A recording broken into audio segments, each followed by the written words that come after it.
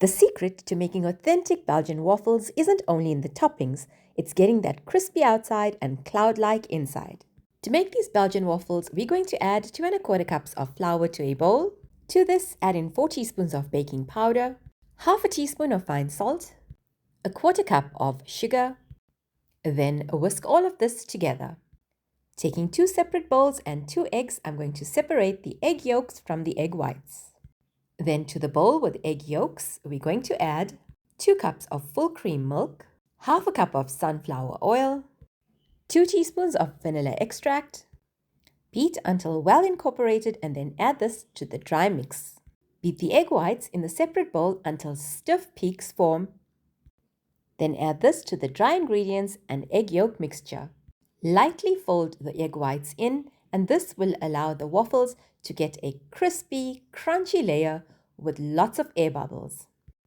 This will also thicken the waffles. Now it's time to toast these waffles, and do this by preheating your waffle maker. Once your waffle maker has heated and is ready for the waffles to be toasted, add in 2 ladles of the mixture.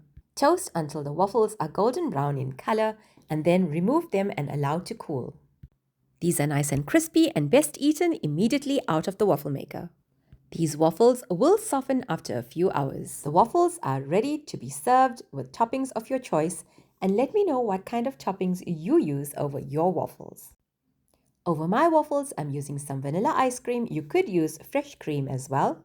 Added some blueberries, some fresh strawberries, drizzled some chocolate sauce over this, and gave it a light dusting of icing sugar. Belgian waffles are ready to be served.